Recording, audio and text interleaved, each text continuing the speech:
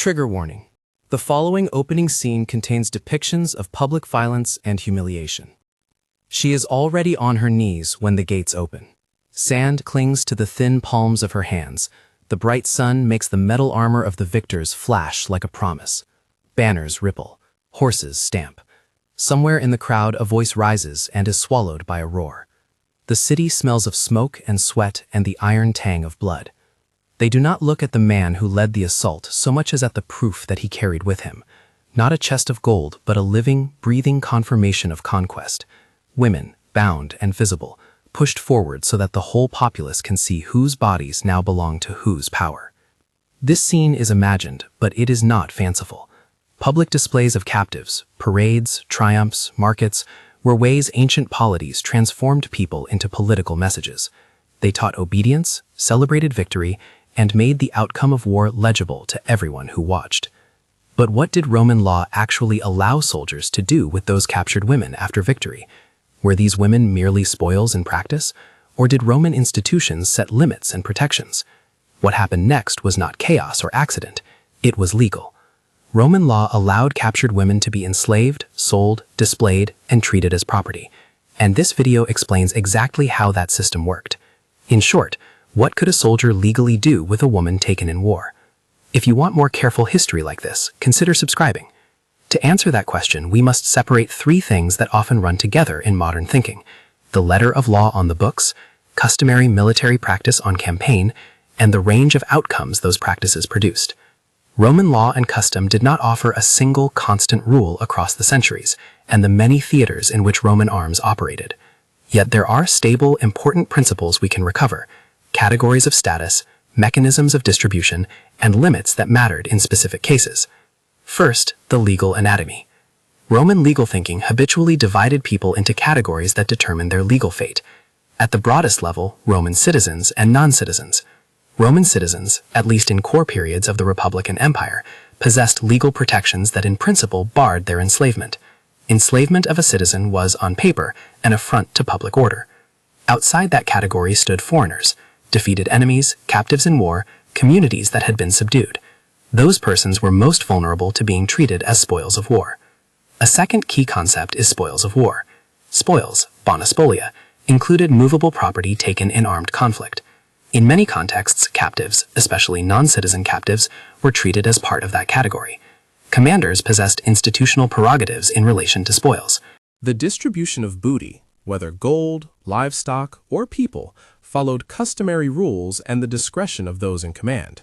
A general's triumph through the city was itself an institutionalized way to display and sometimes allocate captured goods and captives to audiences that included the Senate, the populace, and the soldiers themselves. That public choreography reinforced the idea that these captives testified to the general's success. Third, slavery. If a woman was enslaved, her legal status changed dramatically. Enslaved persons lacked legal personhood in the sense that free citizens held it. They could be bought, sold, assigned, used in households, and compelled to labor. Sexual relations involving enslaved women, whether concubinage, forced concubinage, prostitution, or other sexual exploitation, were shaped by their status as property. Because the law located legal wrongs in property and status rather than in interpersonal autonomy as modern legal systems do, the avenues for redress available to an enslaved woman were limited. Now, how did these categories translate into action? What did soldiers do, and what did law permit? Legally and customarily, captives taken in war were commonly treated as spoils and therefore eligible to be enslaved, sold, or otherwise assigned. This is not to say that a single universal statute spelled out a soldier's license to do whatever he pleased. Rather, law and military custom together established that captives were objects of distribution. In many campaigns, armies gathered the defeated and marched them to camps or to the nearest city, where officials, commanders, or markets processed them. Some captives were sold at auction, others were kept for household service, some were used as leverage for ransom. Commanders often retained the best or the most symbolically valuable captives for themselves, or for presentation in a triumph. Public parading of captives was a well-established Roman phenomenon. The triumph, the ritual procession through Rome in which a victorious general displayed the fruits of victory before the populace, regularly included captive peoples. The purpose of the parade was not merely spectacle, but political pedagogy. It taught inhabitants who now held power and who had been subjugated. For captives who were displayed, visibility itself was a form of social death. They were marked as vanquished to the whole city. At the same time, the movement from allowed to practiced is crucial. Soldiers on the campaign trail did not always follow a uniform pattern. Local conditions, the nature of the campaign, the discipline of the unit, and the temperament of officers mattered. In some theaters, mass enslavement was routine. Entire populations after sieges could be sold. In others, ransom or political incorporation was preferred. The presence of treaties, negotiations, or valuable hostages could override wholesale enslavement. And there were occasional, though unevenly applied norms that forbade enslaving allies or subjects whose status under treaty protected them. Sexual exploitation is part of this history, and it must be named carefully and without sensationalism. When women were enslaved or assigned to households, their bodies became subject to the authority and use of their owners. Roman legal frameworks did not grant enslaved persons autonomy over sexual relations. Therefore, sexual access by owners or others could be coerced or effectively compulsory. A captive woman could be incorporated into a household as a slave or concubine, be sold into prostitution, or be used in other ways that we would now properly characterize as sexual exploitation. These outcomes were socially tolerated in many contexts and rarely punished in the way a modern legal system might punish sexual violence. That tolerance was an expression of the broader logic that framed captives as objects of property rather than as bearers of individual rights. Yet there were limits and exceptions that shaped which outcomes occurred. Not all captives were treated the same. Roman citizens generally could not be enslaved lawfully. If an individual could demonstrate citizenship, however functionally difficult that might be in a chaotic post-siege moment, there were legal protections. Diplomatic considerations also mattered. Powerful or high-status captives could be ransomed for money or exchanged for political concessions. Commanders sometimes made calculations about the political cost of extreme brutality. Selling people as slaves could produce immediate profit, but it could also incur diplomatic damage or provoke longer-term instability. Military discipline and political considerations sometimes checked excesses, though inconsistently. Roman commanders had the authority to punish soldiers for crimes, and there are recorded occasions when excessive violence was censured or punished. At other times, commanders themselves sanctioned or participated in exploitation. Enforcement depended heavily on the will and power of particular leaders and the context, whether the campaign was distant, whether discipline had broken down, or whether a triumph needed theatrical fuel. We should also acknowledge variation over time. Republican practices of mass enslavement in the expansionary centuries give way to different emphases in the Principate and then in late antiquity. Roman law evolved, particularly in the later imperial and Byzantine periods, and so did social practices and official rhetoric. The Corpus Juris Civilis and other late legal compilations reflect changing juridical concerns, but they do not erase the long-standing social logic that allowed captives to be used as instruments of power. Byzantine spectacle, the hippodrome pageantry, orchestrated public humiliations, ritual punishments, shows continuity in the political function of public displays, even as legal mechanisms and rhetorical frameworks shifted. The visual message stayed similar. Bodies could be made to mean. To make this concrete, consider the stages by which captives were typically processed after battle. First, capture and initial gathering. Armies rounded up survivors and kept them in the immediate vicinity, sometimes under guard, sometimes in provisional pens. Next came assessment. Commanders or appointed officers made decisions about who would be retained, sold, ransomed, or executed. High-value captives, nobles, officers, those who promised political advantage, could be held for ransom or used in negotiations. Others, especially women and children, often entered the channels of enslavement. After assessment came allocation. Allocation could take different institutional forms. In some cases, soldiers were permitted to claim booty directly. In other occasions, commanders supervised auctions where captives were sold to the highest bidder. Sometimes, commanders awarded captives as dona, gifts, to troops, to clients, or to civic institutions. Documentation of ownership in the sense of formalized legal recording existed unevenly. In most places and times, the social practice of buying and selling sufficed to create de facto ownership. Once owned, an enslaved woman could be bought into a household, put to work in domestic duties, assigned as a concubine, sold into broader markets, or forced into prostitution. When historians reconstruct these practices, they rely on a combination of literary testimony, legal fragments, inscriptions, and the material residue of markets and households. Sources like Polybius and Livy describe triumphs and the parade of captives. Later commentators and records show the routine of sales and auctions. The law as a written corpus becomes clear in late antiquity, but for the earlier periods we often depend on practice recorded by annalists and eyewitnesses. Where specific legal provisions are not securely attested for a given period, we must mark them indefinito. It is not always possible to point to a named statute that ordered an exact procedure. What the evidence does show consistently is a cultural logic. Victory produced captives. Captives could be converted into spoils. Spoils could be distributed and monetized. A brief, carefully placed illustration may help. Imagine a siege in the Republican era. The city falls after a brutal assault. The victorious commander will divide what is to be divided. He might claim certain items or people for the state or himself. He may auction others to troops and merchants. The captive women and children are led to market or camp. Some are kept for household labor. Some will be sold and dispersed across the Mediterranean world. A few, perhaps, those of high rank, will be held for ransom.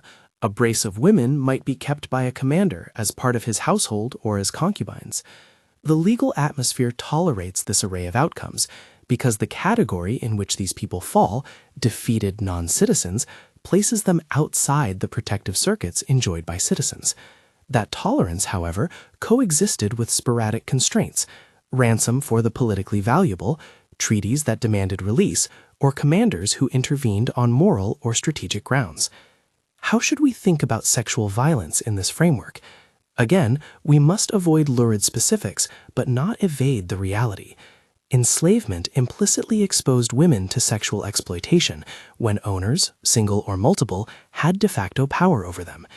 The law's focus on property meant that a master's sexual use of an enslaved woman did not necessarily register as a criminal act in the manner of an assault between free persons.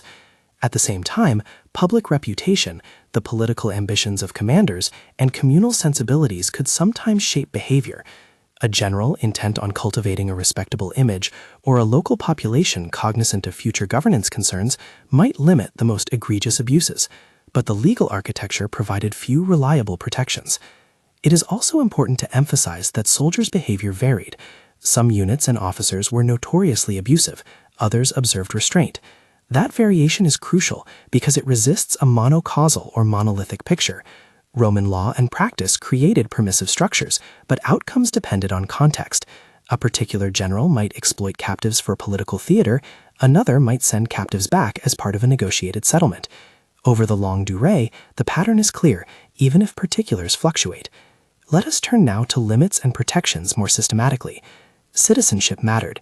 Freeborn Roman citizens and those granted citizenship by special dispensation were protected against enslavement in principle. The practical problem in chaotic post-battle situations was that distinguishing citizen from non-citizen could be difficult, especially when people were displaced, lacked documentation, or sought to avoid enslavement by claiming citizenship. Yet when a person could prove civic status, Roman institutions and elites often acted to protect that status when it was politically or practically feasible to do so. Diplomacy and treaties provided another check. Cities and communities with treaties could claim protections. Violations of those protections had political consequences and could provoke retaliation or legal complaints. Ransom provision was a common practice for high-status captives. In such cases, the captor expected payment rather than the indefinite retention or sale of the captive. Religious institutions, too, on occasion mediated outcomes. In later centuries, Christian charitable interventions sometimes sought to free captives or to redeem enslaved Christians, a practice that grew in certain contexts, though it never replaced the underlying structures of slavery. Another limit came from commanders themselves. A Roman commander's reputation and political ambitions could lead him to moderate the treatment of captives. Spectacle was useful, but excessive cruelty could be politically costly. Triumphs required spectacle, but a commander aiming for a dignified triumph might select captives for display, rather than leave images of wanton atrocity that could damage civic esteem. Finally, legal and disciplinary sanctions were in principle available to punish soldiers who committed crimes beyond accepted norms. These sanctions were unevenly applied. In distant campaigns where control was weak, soldiers could and did commit acts that local commanders either tolerated or could not effectively punish. Back home, tribunals sometimes tried soldiers or officers for abuses, but prosecutions were irregular and often contingent on political rivalries. A necessary question for viewers is, how does this Roman pattern relate to later Byzantine spectacles and policies? The political logic of making bodies speak persisted. Byzantine rulers used public humiliation and orchestrated punishments as political theatre, for example, parailing the defeated in a hippodrome, publicly punishing rivals, or staging executions and mutilations as warning. But the legal context shifted. By the time of the Byzantine Empire, law codes like the Corpus Juris Civilis systematized many legal categories and offered different formal protections and procedures. That legal development did not erase the utility of spectacle, it changed the tools and the rhetoric. For example, the Nika riots and the hippodrome's role in civic life show how urban spectacle could be mobilized to discipline or embarrass opponents.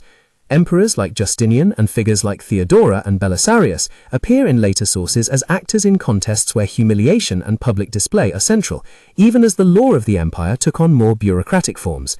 The core continuity is the political use of public visibility, to shame, to punish, and to display who held power.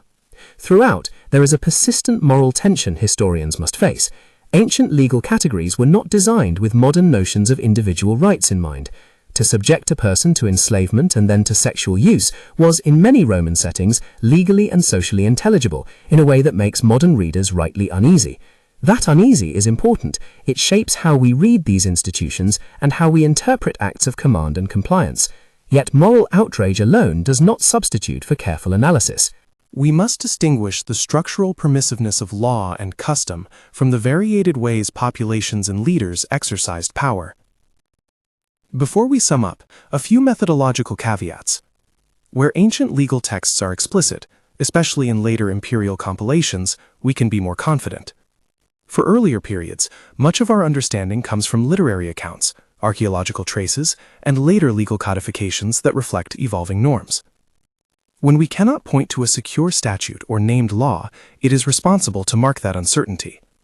Some claims about precise legal procedures for the distribution of captives in early Republican practice are indefinite. Others are supported by converging evidence from historians and inscriptions. Source check. Where possible, scholars triangulate across sources, narrative historians, legal fragments, papyri, inscriptions, to reconstruct how practice likely worked. Now to the concise, plain answer to the title question. Legally, Roman law and military custom generally treated captives taken in war as spoils. In practice, non-citizen captives could be enslaved, sold, or assigned. Ownership and exploitation of captives, including sexual exploitation, were legally feasible within the structures of slavery. Practically, soldiers and commanders distributed captives through a mix of direct claims, auctions, and allocations. Captives could be forced into household service, prostitution, concubinage, sale, or ransom, with significant variation by time, place, and command. Exceptions and limits. Roman citizens were generally protected from enslavement. Treaties, diplomatic arrangements, and ransom agreements could spare captives. Political considerations and military discipline sometimes forced restraint. Many precise legal formulations for particular periods remain indefinite and demand careful source work. To return to our opening image, the kneeling woman in the sand is less an isolated victim than a symptom of how political power used bodies to communicate. A triumph, a market, a parade, each makes private suffering into public knowledge and turns individual fate into a headline for a regime.